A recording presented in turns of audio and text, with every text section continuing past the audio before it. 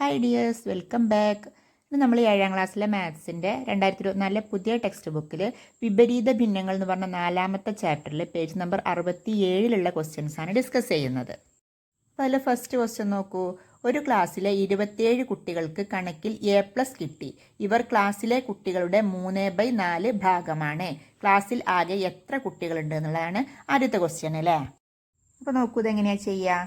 A+ കിട്ടിയ കുട്ടികളുടെ എണ്ണം തന്നിട്ടുണ്ട് അല്ലേ. എത്രയാണ്? 27 തന്നിട്ടുണ്ട്. പിന്നെ എന്താ പറഞ്ഞിട്ടുള്ളത്? ഈ 27 എന്ന് പറഞ്ഞത് ക്ലാസ്സിലെ കുട്ടികളുടെ 3/4 ഭാഗമാണ് എന്നാണ് തന്നിട്ടുള്ളത്. അപ്പം എങ്ങനെയാണ് എഴുതുക? ക്ലാസ്സിലെ കുട്ടികളുടെ 3/4 ഭാഗം സമം 27 എന്ന് എഴുതാം അല്ലേ. ഇതിന് എങ്ങനെയാണ് ക്ലാസ്സിലെ കുട്ടികളുടെ എണ്ണം കണ്ടുപിടിക്കുക? നോക്കൂ, ക്ലാസ്സിലെ കുട്ടികളുടെ 3/4 ഭാഗമാണ് 27 എന്ന് പറഞ്ഞാൽ 27ൻ്റെ 4/3 മടങ്ങാണ് ക്ലാസ്സിലെ കുട്ടികൾ എന്നല്ലേ അതിൻ്റെ അർത്ഥം. അതായത് ആ 3/4ൻ്റെ വിപരീത ഭിന്നം 4/3 അല്ലേ. അപ്പം 27ൻ്റെ 4/3 മടങ്ങാണ് എന്ത്? ക്ലാസ്സിലെ കുട്ടികളുടെ എണ്ണം എന്ന് പറയുന്നത്. അപ്പം നമുക്ക് എങ്ങനെ എഴുതാം? ക്ലാസ്സിലെ കുട്ടികളുടെ എണ്ണം സമം 27ൻ്റെ 4/3 മടങ്ങാണ് എന്ന് പറയാൻ പറ്റൂലേ. 27ൻ്റെ 4/3 മടങ്ങ് എങ്ങനെയാണ് കാണുക? 27 ഗുണിക്കണം 4/3 കണ്ടാൽ മതി. അപ്പോൾ എത്രയാണ് കിട്ടുന്നത്? നമ്മളെങ്ങനെയാണ് ഗുണിക്കുന്നത്? ഒന്നുകിൽ നമ്മൾ അംശങ്ങൾ തമ്മിൽ ഗുണിക്കുക, എന്നിട്ട് ചെയ്ത് അങ്ങനെ ഗുണിച്ചെഴുതുക അല്ലേ. അപ്പോൾ ഇതിലെങ്ങനെയാണ്? ഇപ്പോൾ 27 എന്നുള്ളതിന് നമുക്കൊന്ന് സ്പ്ലിറ്റ് ചെയ്ത് എഴുതാം. അതായത് 3 × 9 എന്ന് എഴുതാം. ഇനിയോ 4 എന്നുള്ളത് അങ്ങനെ തന്നെ എഴുതിയിട്ടുണ്ട്. പിന്നെ താഴെ 3 ആണ് അല്ലേ. ഇനി നമുക്ക് മുകളിലും താഴെയും 3 ഉണ്ട്. അപ്പോൾ ആ 3നെ വെട്ടിക്കളഞ്ഞാൽ ബാക്കി എന്താ ഉണ്ടാവുക? 9 × 4 എന്ന് കിട്ടും അല്ലേ. 9 × 4 എത്രയാണ്? 36. അപ്പോൾ ക്ലാസ്സിൽ ആകെ കുട്ടികളുടെ എണ്ണം എന്ന് പറയുന്നത് എത്രയായിരിക്കും? 36 ആയിരിക്കും. 36ൻ്റെ 3/4 ഭാഗമാണ് എന്ത്? 27 എന്ന് പറയുന്നത് അല്ലേ. ഗുണിച്ചത് എങ്ങനെയാണെന്ന് മനസ്സിലായില്ലേ? 27 എന്നുള്ളതിനെ നമ്മളൊന്ന് വിഭജിച്ചെഴുതി. എങ്ങനെയാണ് എഴുതിയത്? 3 × 9. 3 × 9 എന്ന് പറഞ്ഞാൽ എത്രയാണ്? 27 അല്ലേ. അപ്പോൾ നമ്മൾ താഴെയുള്ള ആ 3നെ വെട്ടിക്കളയാൻ വേണ്ടിയിട്ടാണ് 3 × 9 എന്ന് എഴുതിയിട്ടുള്ളത്. പിന്നെ ആ 4 എന്നുള്ളത് വീണ്ടും ഗുണനത്തിട്ട് അതും കൂടെ എഴുതാം. അപ്പോൾ 3 × 9 × 4 എന്ന് കിട്ടിയില്ലേ. ഇനി എന്താ ചെയ്തത്? ആ 3നെയും കൂടെ വെട്ടിക്കളഞ്ഞു. അപ്പോൾ ബാക്കി എത്രയാണ് വരിക? 9 × 4 എന്ന് കിട്ടും. 9 × 4 എന്ന് പറഞ്ഞാൽ 36 എന്ന് നമുക്ക് ആൻസർ കിട്ടിയിട്ടുണ്ട്. ഓക്കെ ആണല്ലോ. ഇനി അടുത്ത ക്വസ്റ്റ്യൻ നോക്കൂ. 1/2 ലിറ്റർ വെള്ളം ഒഴിച്ചപ്പോൾ ഒരു കുപ്പിയുടെ 2/3 ഭാഗം നിറഞ്ഞു. കുപ്പിയിൽ എത്ര ലിറ്റർ വെള്ളം കൊള്ളും എന്നുള്ളതാണ് ക്വസ്റ്റ്യൻ അല്ലേ. അപ്പോൾ എങ്ങനെയാണിത് ചെയ്യുക? 1/2 ലിറ്റർ വെള്ളം ഒഴിച്ചപ്പോൾ ഒരു കുപ്പിയുടെ 2/3 ഭാഗം നിറഞ്ഞു എന്നാണ് പറഞ്ഞിട്ടുള്ളത്. അപ്പോൾ കുപ്പീൻ്റെ 2/3 ഭാഗം എന്ന് പറഞ്ഞത് എത്ര ലിറ്ററാണ്? 1/2 ലിറ്ററാണ് അല്ലേ. കുപ്പിയുടെ 2/3 ഭാഗമാണ് 1/2 ലിറ്റർ എന്ന് പറയുന്നത്.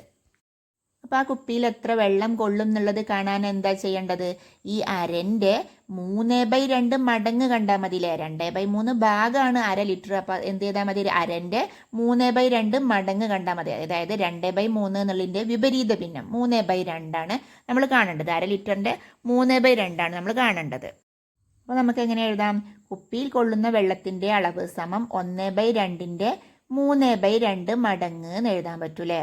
1/2ൻ്റെ 3/2 മടങ്ങ് എന്ന് പറഞ്ഞാൽ എന്താണ്? 1/2 ഗുണിക്കണം 3/2 തന്നെ കണ്ടാൽ മതിയില്ലേ. അപ്പം എങ്ങനെ എഴുതാം?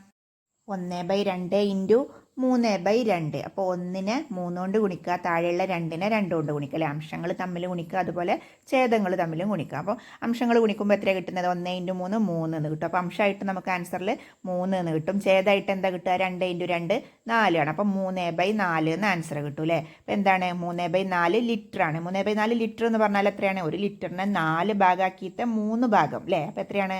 750 ആണ് അല്ലേ. നമുക്ക് 750 മില്ലിയാണ് കിട്ടുന്നത്. നമുക്ക് ലിറ്ററിൽ തന്നെ ആൻസർ എഴുതിയാൽ മതി. ഇനി അഥവാ നമുക്ക് മില്ലി ലിറ്ററിലാണ് ആൻസർ കാണിക്കേണ്ടത് വെച്ചെങ്കിൽ എന്ത് ചെയ്താൽ മതി?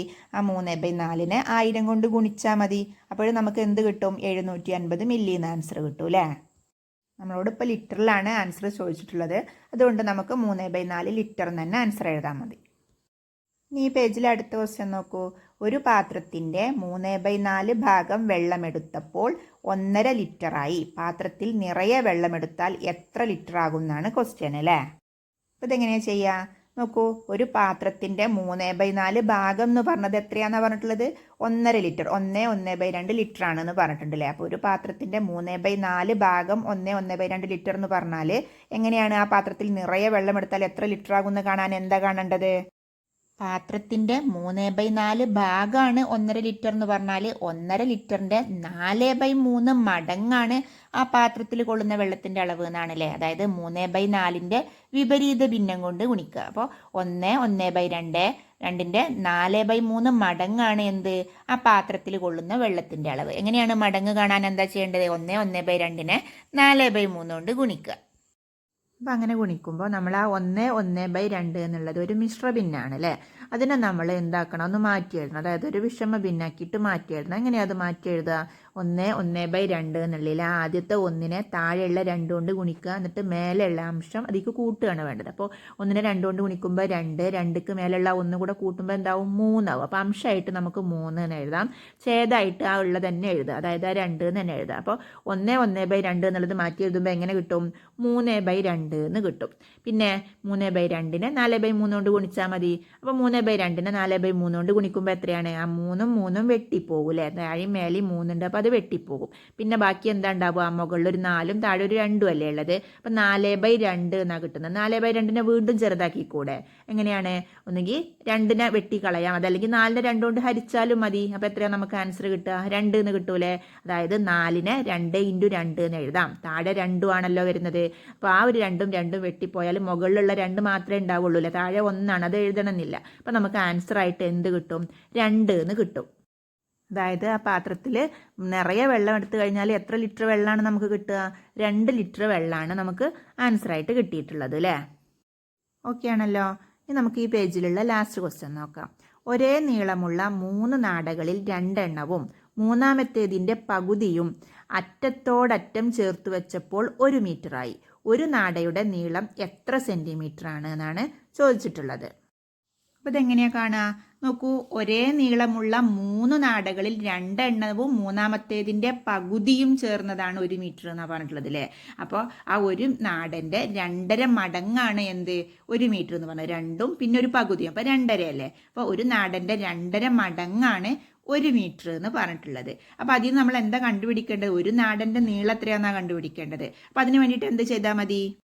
ആദ്യം നമുക്ക് 2.5നെ ഒന്ന് മാറ്റി എഴുതണം. 1/2 ഒന്ന് മാറ്റി എഴുതണം. അപ്പോൾ അതൊരു മിശ്ര ഭിന്നാണ്. അതിനെ നമുക്ക് വിഷമ ഭിന്നാക്കിയിട്ട് മാറ്റി എഴുതാം. അപ്പോൾ അതെങ്ങനെയാണ് ചെയ്യുക? ആദ്യം ആ 2നെ ഛേദമായിട്ടുള്ള 2 കൊണ്ട് ഗുണിക്കുക. എന്നിട്ട് അംശം അതിലേക്ക് കൂട്ടുക. അപ്പോൾ എത്രയാണ് കിട്ടുന്നത്? 2 × 2 4. 4ക്ക് 1 കൂട്ടുമ്പോൾ 5 എന്ന് കിട്ടൂലേ. അപ്പോൾ 5 നമുക്ക് അംശമായിട്ട് എഴുതാം. ഛേദം ഇതിൽ എത്രയാണോ അത് തന്നെ എഴുതുക. അപ്പോൾ 5/2 എന്ന് കിട്ടും. അതായത് 2/1/2 എന്ന് പറയുന്നത് തന്നെയാണ് എന്ത്? 5/2 എന്ന് പറഞ്ഞാലും. ഇനി നമുക്ക് എന്ത് ചെയ്യാം? ഇപ്പോൾ ഒരു നാടയുടെ 2.5 മടങ്ങ് എന്നുള്ളതിന് പകരം നമുക്ക് എന്ത് എഴുതാം? 5/2 മടങ്ങാണ് 1 മീറ്റർ എന്ന് എഴുതാലോ. ഒരു നാടയുടെ 5/2 മടങ്ങാണ് 1 മീറ്റർ എന്ന് പറഞ്ഞാൽ 1 മീറ്ററിൻ്റെ 2/5 ഭാഗമാണ് ഒരു നാടയുടെ നീളം എന്നാണ് അല്ലേ നമ്മൾ മുമ്പ് ചെയ്തിട്ടുള്ളതാണ്. അപ്പോൾ എങ്ങനെയാണ് എഴുതുക? ഒരു നാടയുടെ നീളം സമം 1ന്റെ 2/5 ഭാഗം എന്ന് എഴുതാം അല്ലേ. 5/2 എന്നുള്ളതിൻ്റെ വിപരീത ഭിന്നാണ് 2/5 എന്ന് പറയുന്നത്. അപ്പോൾ ഒരു നാടയുടെ നീളം കാണാൻ എന്ത് ചെയ്താൽ മതി? 1ന്റെ 2/5 ഭാഗം കണ്ടാൽ മതി. അപ്പോൾ അതെങ്ങനെയാണ് കാണുന്നത്? 1ന്റെ 2/5 ഭാഗം എന്ന് പറഞ്ഞാൽ 1 ഗുണിക്കണം 2/5 തന്നെയാണ് കാണേണ്ടത് അല്ലേ. 1നെ 2/5 കൊണ്ട് ഗുണിക്കുക എന്ന് പറഞ്ഞാൽ എത്രയാണ്? 2/5 തന്നെയാണ്. അപ്പോൾ 2/5 മീറ്റർ എന്നാണ് നമുക്ക് കിട്ടിയിട്ടുള്ളത്. നമ്മളോട് അത് എങ്ങനെയാണ് കാണാൻ പറ്റുള്ളത്? സെൻറ്റിമീറ്ററിലാണ് കാണാൻ പറ്റുള്ളത്. അപ്പോൾ മീറ്ററിനെ സെൻറ്റിമീറ്റർ ആക്കാൻ എന്താ ചെയ്യേണ്ടത്? 100 കൊണ്ട് ഗുണിക്കണം അല്ലേ. അപ്പോൾ 2/5നെ 100 കൊണ്ട് ഗുണിക്കുക എന്ന് പറഞ്ഞാൽ ഒന്നുകിൽ 2നെ 100 കൊണ്ട് ഗുണിച്ചിട്ട് 5 കൊണ്ട് ഹരിക്കാം. അതല്ലെങ്കിൽ ആ 100 എന്നുള്ളതിനെ നമുക്കൊന്ന് വിഭജിച്ചെഴുതാം. അതായത് 20 × 5 എന്നാക്കാം. അപ്പോൾ 2 × 20 × 5 എന്ന് മുകളിലും താഴെ ആ 5 എന്നും എഴുതി കൊടുക്കുക. ഇനി 5ഉം 5ഉം വെട്ടിപ്പോവില്ലേ. ബാക്കി എന്താ ഉണ്ടാവുക? 2 × 20 എന്നുണ്ടാവില്ലേ. 2 × 20 എന്ന് പറഞ്ഞാൽ 40 ആണ്. അപ്പോൾ 40 സെൻറ്റിമീറ്റർ ആണ്. അതായത് 2/5 മീറ്റർ എന്ന് പറഞ്ഞാൽ എത്ര സെൻറ്റിമീറ്റർ ആണ്? 40 സെൻറ്റിമീറ്റർ ആണ്. ഒരു റിബണിൻ്റെ നീളം എന്ന് പറയുന്നത്, ഒരു നാടയുടെ നീളം എന്ന് പറയുന്നതും എന്ത് തന്നെയാണ്? 40 സെൻറ്റിമീറ്റർ ആണ്. നമുക്ക് ആൻസർ കിട്ടിയിട്ടുണ്ട്. ഓക്കെ ആയിട്ടുണ്ടാവുമെന്ന് കരുതുന്നു. അപ്പോൾ അടുത്ത പേജിലുള്ള ക്വസ്റ്റ്യൻ നമുക്ക് അടുത്ത വീഡിയോയിൽ ചെയ്യാം. വീഡിയോ ഇഷ്ടമായാൽ ലൈക്ക് ചെയ്യാനും ഷെയർ ചെയ്യാനും സബ്സ്ക്രൈബ് ചെയ്യാനൊന്നും മറക്കരുത്. അപ്പോൾ നമുക്ക് അടുത്ത വീഡിയോയിൽ കാണാം. ബൈ.